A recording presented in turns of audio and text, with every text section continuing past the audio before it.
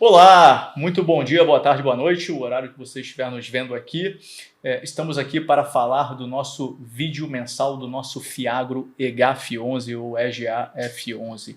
Eu sou Bruno Lund, diretor da Ecogestão de Ativos, e aqui comigo está Antônio da Luz, economista-chefe da Ecogestão de Ativos. Bem-vindo, Antônio. Obrigado, Bruno. Que bom estar contigo, que bom estar com todos os nossos investidores. Bruno, eu queria, antes de te perguntar sobre rendimentos, eu quero chamar a atenção de algo que você vem falando já há bastante tempo e que nós temos trazido esse cenário de mudança do agro.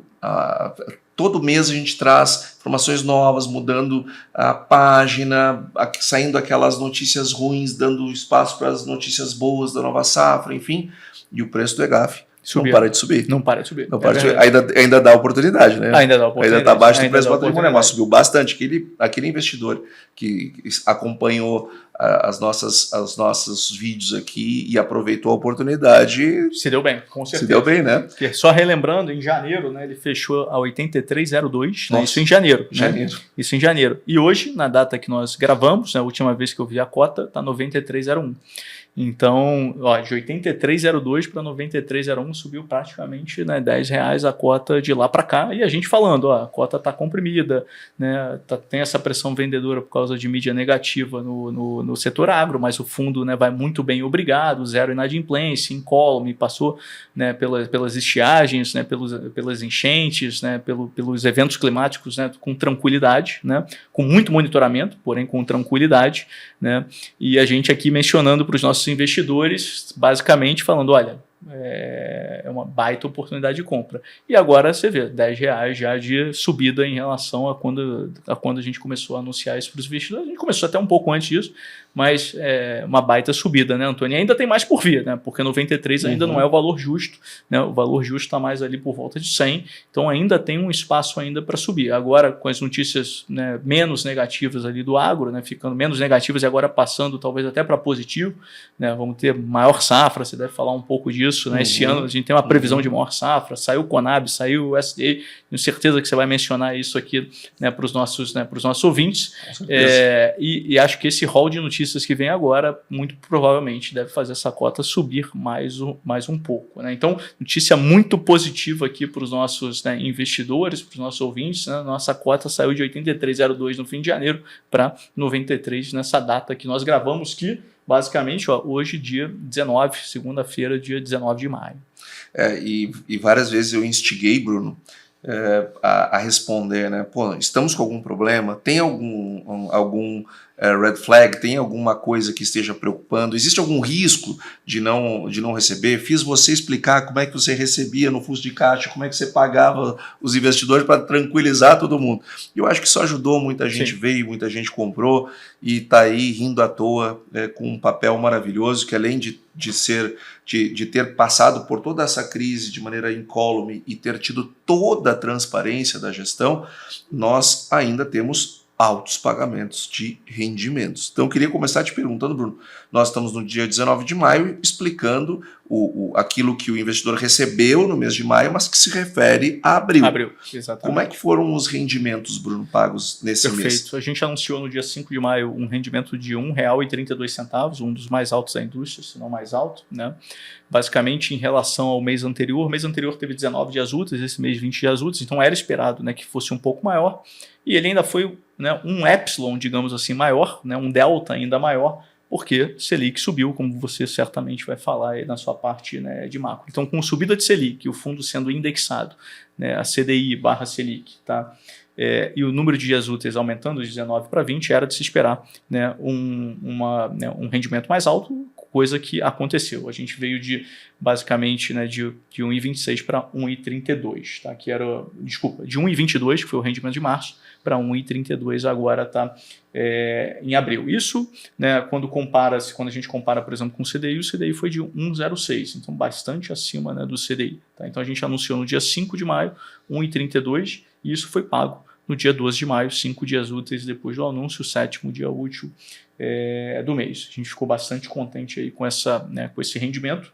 No acumulado do ano, estamos falando de R$ 5,11 de rendimento já pagos, tá?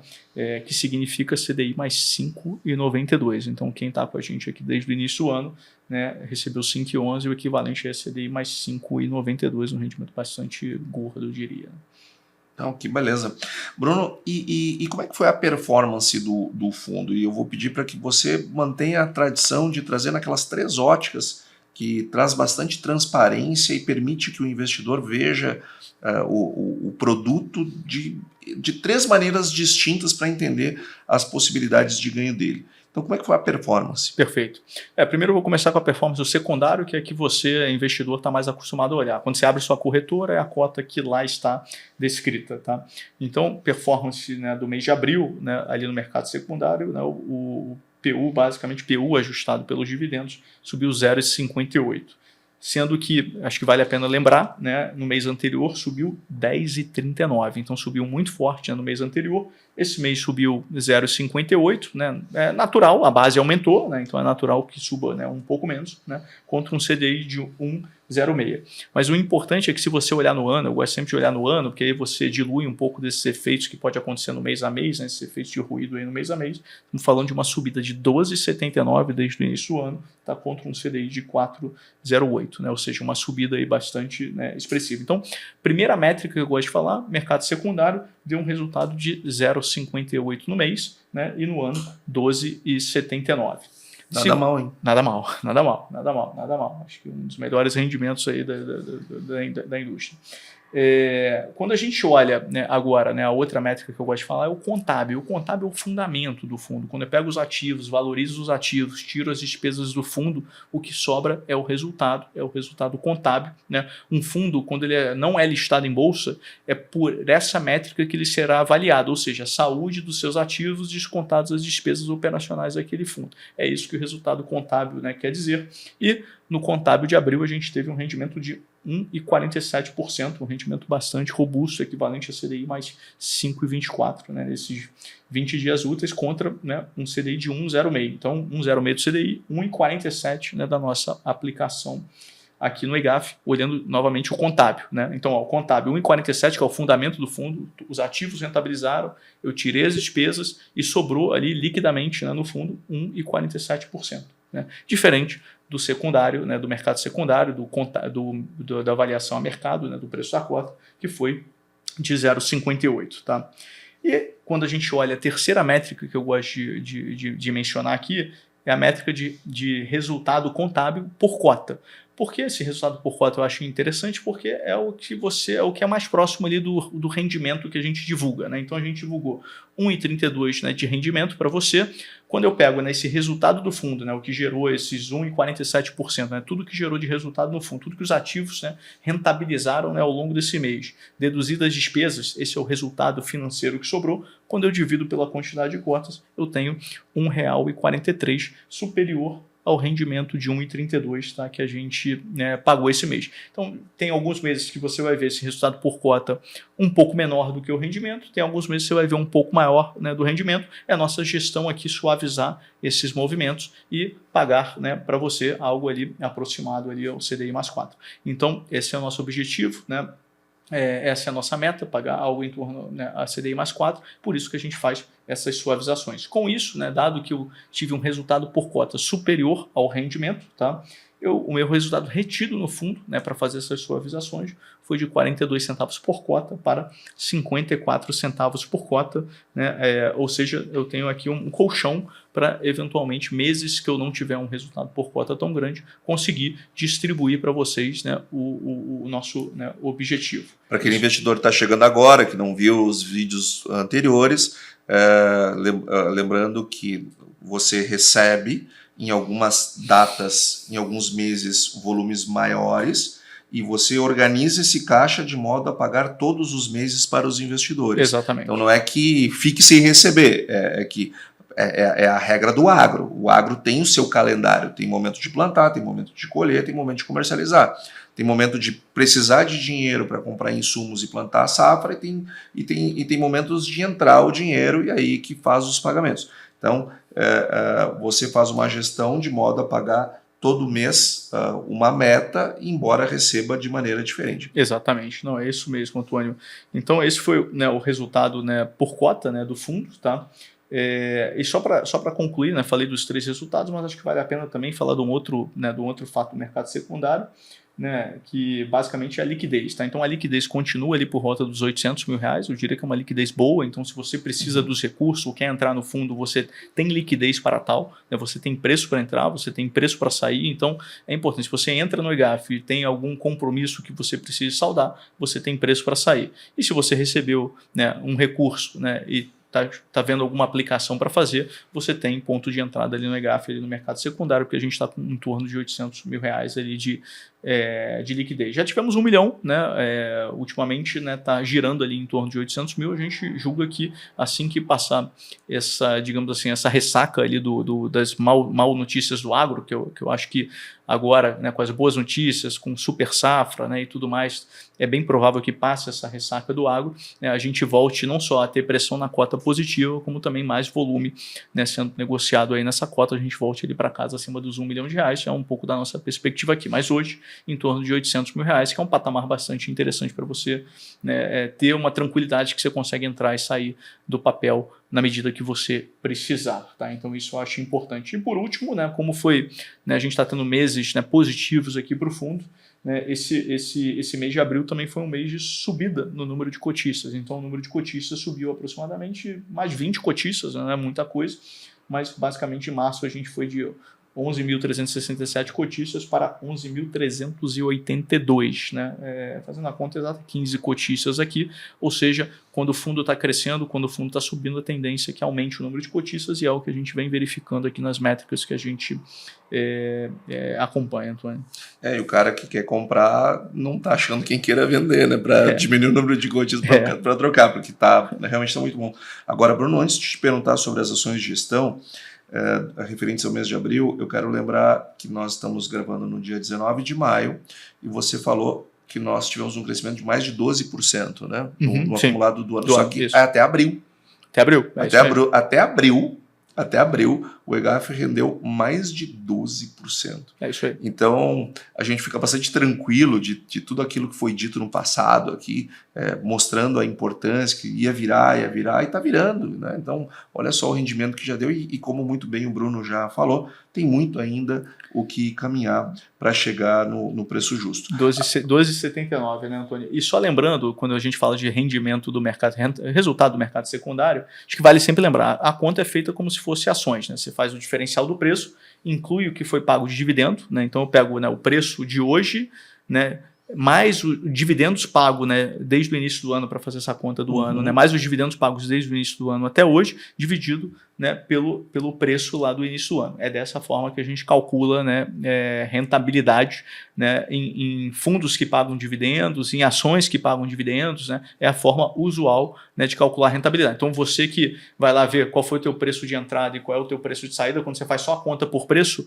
essa não é a real verdade da rentabilidade. A real verdade da rentabilidade, você tem que fazer essa conta sim, mas adicionar os dividendos, né, que vieram no meio do caminho. Isso é super importante. Então, se você pegar lá a diferença de preço, você vai ver que não vai dar os 12, e não é para dar mesmo, porque você tem que incluir os dividendos. Então, isso eu acho que é bem importante o nosso ouvinte, né, que talvez não seja tão enturmado assim com esses conceitos, né, passe a entender, né, o que é essa rentabilidade que está sendo divulgada aqui, que é a forma usual e tradicional de divulgar. Mas é importante, a gente tem que trabalhar com o correto, até porque é um produto que paga dividendo, né? Esse é o objetivo. Exato. Agora, a gente não passou por todas aquelas turbulências no agro, por todas as dificuldades, de maneira incólume, por acaso. Foram muitos atos de gestão que fizeram com que o EGAF passasse esse período mais difícil, e agora a gente começa a se encaminhar para uma situação mais confortável no agro brasileiro. E isso envolve ações de gestão, Bruno. Então, quais foram as ações de gestão que você e seu time tomaram nesse último mês? Perfeito, não, maravilha. que a gente fez nesse último mês? Nesse último mês foi um pouco mais ativo, né? Eu vendi 3 papéis, teve um vencimento antecipado de um outro papel, mas era uma operação que basicamente esse cliente já estava vislumbrando uma nova operação e com a nova operação ele acabou pré-pagando a operação anterior e gerando uma nova operação que inclusive a gente trouxe para o fundo também. Então, só para explicar aqui para o nosso investidor. Então, o que basicamente aconteceu nesse mês? Basicamente eu vendi 3 papéis, tá? Tudo parcialmente, né? Então eu vendi um pedaço de Fiagro Goplan, 1,6 milhões de reais, tá? Que é um dos papéis que estava no fundo, parcialmente, ainda tem uma posição ali relevante Fiagro Goplan no fundo. Casa Fértil vendi 2,5 milhões aproximadamente, que era um outro papel aqui que a gente tinha, tá? Reduzindo a nossa exposição ali em Casa Fértil, não porque eu acho que o papel seja ruim, mas porque eu tive uma oportunidade de venda a um preço bom, então não tem por que não fazer, dado que a gente tem originação pujante aqui na casa, tá? E Plantar, mesma coisa, tive uma oportunidade de venda, né, 600 mil reais, 700 mil, arredondando aqui, 700 mil reais, pequeno, mas de novo, sempre que tem oportunidades, por menor que ela seja, a gente sempre busca aproveitar para trazer resultado positivo aqui para os nossos cotistas. É por isso que esse mês a gente teve um resultado mais gordinho, né? Falei de 1,47%, né? Porque a gente teve essas ações de gestão. Então, fiz essas vendas, né? Também tive, né, uma operação que venceu antecipado, que é a operação da AP Agrícola. Tá? Eu tinha 9,8 milhões de reais de exposição, tá, nesse papel. Ele venceu antecipado. Né? Ao vencer antecipado, esse papel foi quitado, né, integralmente. Tá? E já era previsto esse vencimento antecipado, então não foi nenhuma surpresa para a gente, porque a gente já estava vislumbrando uma nova operação com a AP. A gente já tinha negociado e já ia sair uma nova operação com a AP. Então, assim que saiu a nova operação, o que a gente fez? Com essa nova operação derrubou a primeira. Então, esses 9,8 milhões de reais, né, foram vencidos antecipados no fundo. E aí, o que eu fiz de compra? Né, comprei 11 milhões e meio de novos papéis. Basicamente, AP, né, a nova operação, tá? Comprei 5 milhões de reais. Ah, Bruno, por que você não comprou os 9 milhões que você tinha de AP? Por que só 5? Porque a AP é tão boa que ela saiu com uma taxa um pouco menor do que a taxa que estava anteriormente. A taxa anterior da operação era CDI mais 5 e essa nova operação, né, uma empresa, né, bem parruda como a AP, saiu a CDI mais 4,75. Então, acabei comprando 5 milhões e, oportunisticamente, vi que tinha uma operação da Cotribá, né, aquela cooperativa ali do Rio Grande do Sul, que a gente gosta muito, cliente carteirinha aqui da casa. Né? Comprei também uma operação dela, pagando CDI mais 5,20, tá? 6 milhões e meio aqui aproximadamente. Importante, essas novas operações que saíram agora saíram com subordinações bem robustas. Né? Operação da Cotribá, subordinação de 40%, então comprei a cota sênior, sendo que os primeiros riscos, né, os 40% primeiros riscos estão, né, protegidos. Eu só começo a ter impacto pós esses 40%, ou seja, muita proteção aqui para esses impactos. Né? E no caso da AP, 50% de subordinação ali na cota sênior, por isso que a taxa veio um pouquinho mais para baixo. Então, foram operações bem robustas aqui que a gente trouxe para dentro do fundo, tá, para contrapor a operação que venceu antecipadamente, que foi a AP Agrícola, e essas pequenas vendas que eu fiz de forma oportunística com ganho de preço aqui para o fundo. Então, basicamente, né, após fazer essas compras, vendas e esse vencimento, né, antecipado, tá, o fundo volta a ter 32 ativos, tá, porque Cotribá foi um ativo novo que eu trouxe, né, foi uma nova emissão aqui de Cotribá. Então, o fundo volta a ter 32 ativos, ele estava com 31 ativos. A gente continua com presença em 14 estados, né, não aumentou nem diminuiu a quantidade de estados. Tá? Continuo trabalhando com mais de 13 culturas, sendo as principais soja 44%, milho 21% e café 5%. Tá? E a quantidade de contas a receber cedido para o fundo, ou seja, de carteira de recebíveis cedida para o fundo, quando eu vejo cada um dos sacados, cada um dos clientes dessas revendas, né, dos papéis dos 32 papéis que a gente compra, quando eu vejo o que tem embaixo delas de garantia, a gente está falando de 35.048 produtores, Antônio. Ou seja, mostrando novamente a nossa tese aqui, né? Pulverização, 35 mil produtores aqui, pulverização ali nas garantias, também na quantidade de papéis, 32 papéis é bastante papel, muito superior à maior parte dos fiagros que tem por aí, tá? Subordinação, ou seja, subordinação relevante, a gente só compra a cota sênior e as novas operações que eu comprei, subordinação de 40% e 50%, ou seja, bem robusto, a gente usualmente compra em torno de 30%, aqui a gente aumentou, né, isso adicionalmente, tá? E excesso de garantia. Essas duas novas operações que eu coloquei no fundo, né, uma delas tem razão de garantia de 120, que é a Cotribá, e a outra razão de garantia de 110, ou seja, eu puxo de recebíveis mais do que o volume daquela operação integralmente, ou seja, né, calcado aqui no nosso pilar, né, nosso tripé, excesso de garantias, subordinação e pulverização. Esse é o nosso tripé que a gente gosta de operar aqui no fundo. Essa é a nossa tese de investimentos e a gente segue ela à risca, e agora nesses movimentos, né, não foi diferente. Tá?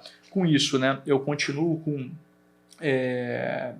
bem espalhado regionalmente, tá? Então minha maior região hoje de exposição é Goiás, com 28%, depois eu tenho São Paulo com 12%, Minas Gerais com 10%, Rio Grande do Sul com 10%, subiu um pouquinho, né? Tava 8%, foi para 10% agora com essa compra do papel da Cotribá, Mato Grosso do Sul 9%, né? E a partir daí tudo inferior a 9%, ou seja, uma concentração bem interessante, né, por estados.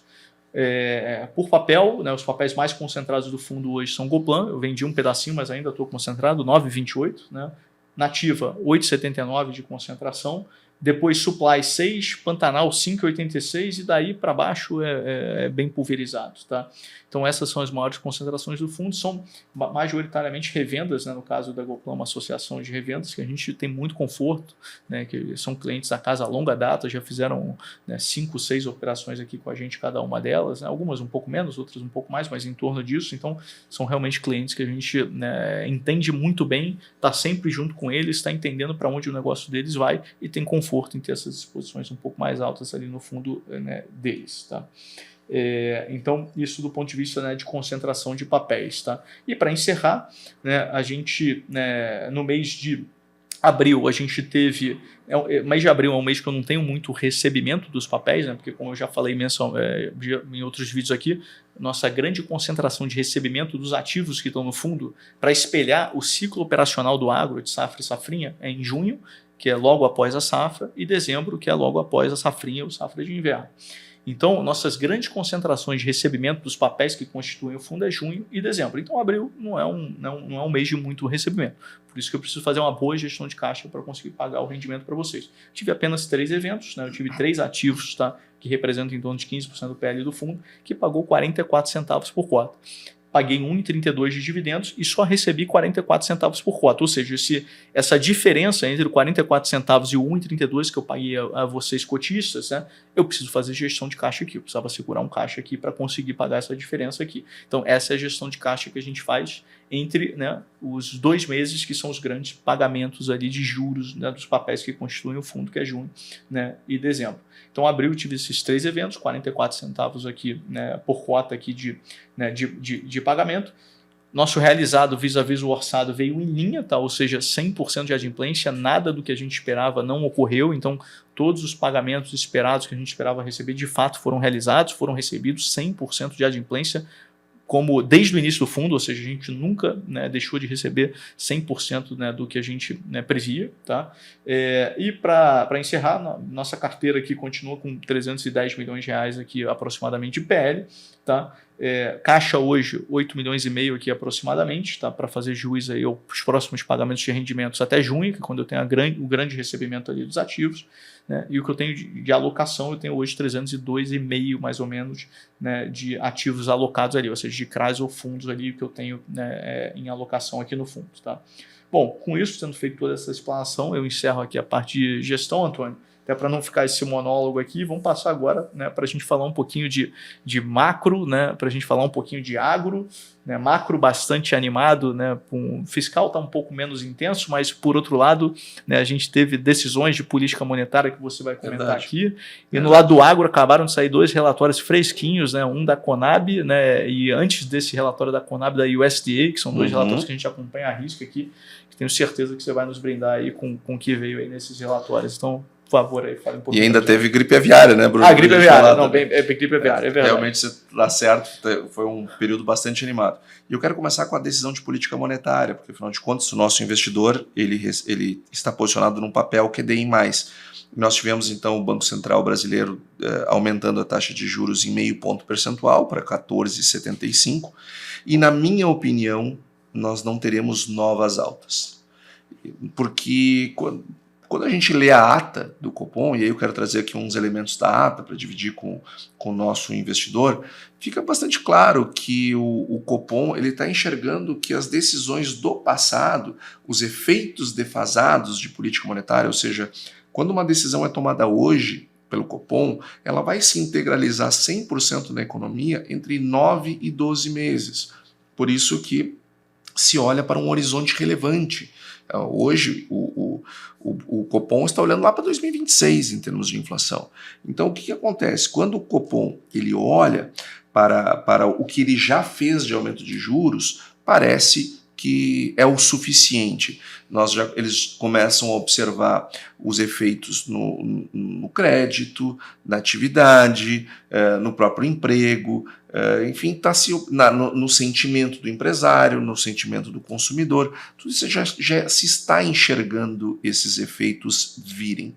Então, para que eu vou dar novas doses que vão fazer subir mais ainda a régua para os investimentos e prejudicar mais a economia se eu ainda tenho efeito para vir das decisões que já foram tomadas?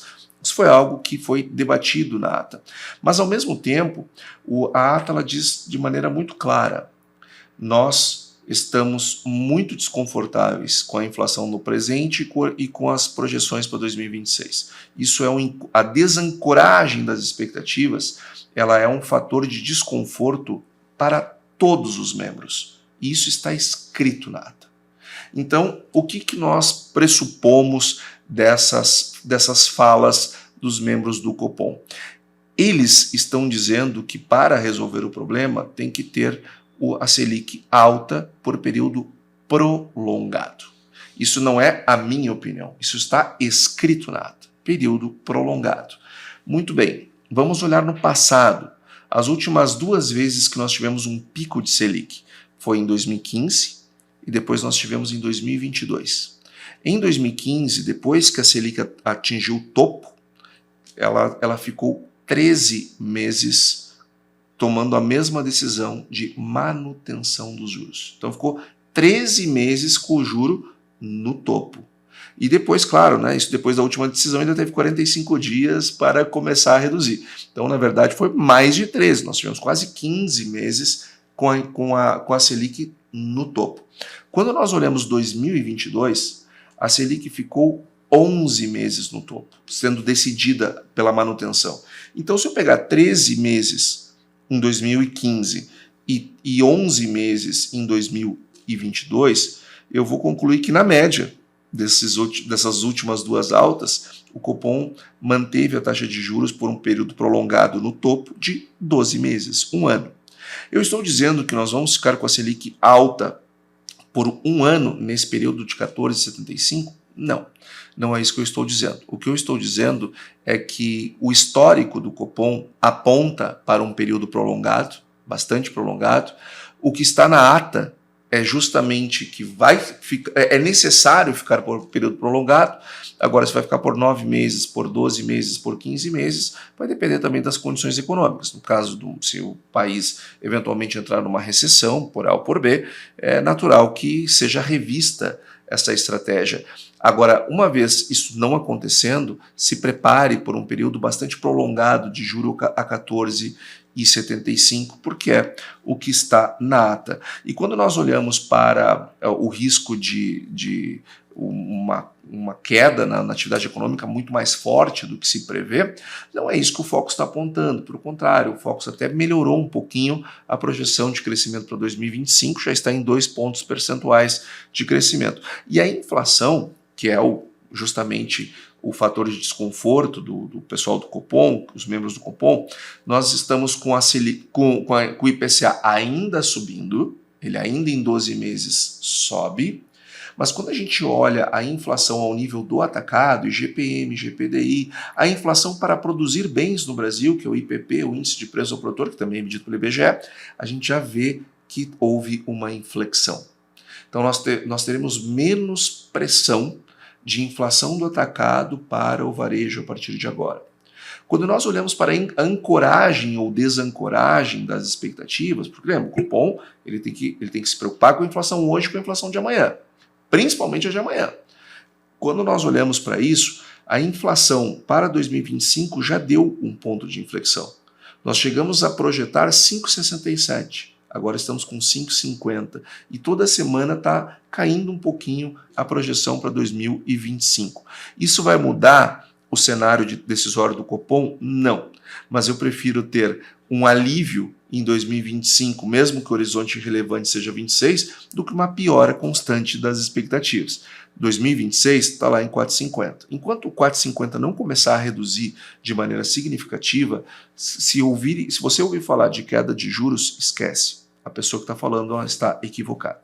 Enquanto a gente não vê claramente aquela projeção de 4,50 cair de maneira significativa, o Copom não deverá reduzir os juros. Então se prepare para um período prolongado. Falando de agro, Bruno, eu quero começar com o dado da Conab, pegando a ordem que você propôs. A Conab trouxe mais um relatório e de novo aumentando produção. Sim. Agora a projeção é 332 milhões de toneladas para o Brasil, um safra absolutamente recorde, crescendo em todas as regiões, em quase todos os estados, aumentando a produção.